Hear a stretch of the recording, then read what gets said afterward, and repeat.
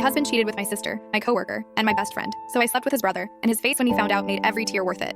The first time I caught my husband was with my younger sister. She was staying with us after her divorce, and I came home early from work to find them in our guest room. He cried, promised it meant nothing, and said she came on to him. My sister moved out. I stayed. The second time was with my coworker Dana. I found texts on his phone while he was in the shower. Detailed texts about what they did in his car during my daughter's school play. He said Dana was manipulative and he'd cut her off completely. I believed him because I wanted to. The third time was with my best friend of 15 years, Julie. She confessed at brunch because the guilt was eating her alive. 3 months of hotel rooms while I thought she was helping me plan my 40th birthday party. By then, I understood the pattern. It wasn't the women, it was him. And it was always someone close to me, like he enjoyed the extra betrayal. His brother Tom had been around more since their mom got sick, driving her to appointments, picking up prescriptions, and checking in on me when my husband was working late again. Tom was different, quieter. He actually listened when I talked, instead of waiting for his turn to speak. One night, he stopped by to drop something off for their mom and found me crying in the kitchen. He didn't ask what happened. He just sat with me. He doesn't deserve you, Tom said. Everyone in the family knows it. We just don't say anything because he's my brother. That was the first time anyone in his family acknowledged what I'd been living with. I thought about all the times I'd forgiven my husband, all the therapy sessions he skipped, all the promises that lasted 2 weeks. I thought about how small I'd made myself, how I'd stopped wearing certain dresses because he said other men looked at me too much. Meanwhile, he was touching every woman in my life like I was the one who couldn't be trusted. Tom came by the next week,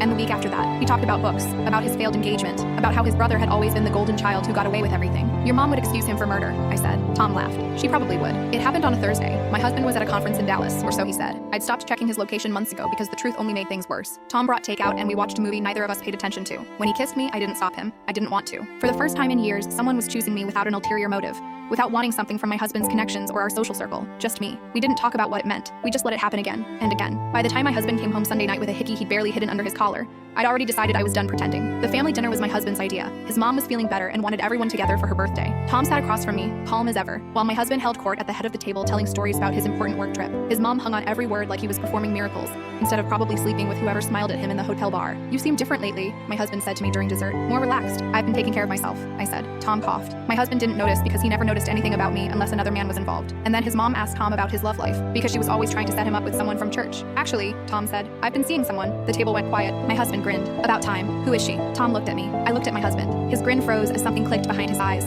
Years of suspicion he'd projected onto me suddenly flipping directions. Wait, he said. His voice came out strange. What is this? His mother looked between us, confused. His father kept eating like he didn't want to be involved. You're joking, my husband said to Tom. Tell me you're joking. I'm not, Tom said. My husband stood up so fast his chair scraped the floor. His face went red, then white. You slept with my wife? You slept with her sister, Tom said. And her coworker, and her best friend. What exactly did you think would happen? My husband looked at me like I'd betrayed him. After everything he'd done, he looked at me like I was the monster. How could you do this to our family? He asked. I stood up, set my napkin on my plate. I learned from the best. His mother started crying. His father finally put down his fork. Tom walked me to my car and I drove home alone. My husband didn't come back that night, or the next. When he finally showed up demanding answers, demanding to know how long, demanding I apologize to his mother for ruining her birthday, I handed him the divorce papers I'd had ready for months. The look on his face told me he'd never actually believed I'd leave. He'd thought I'd keep forgiving forever. That was his mistake.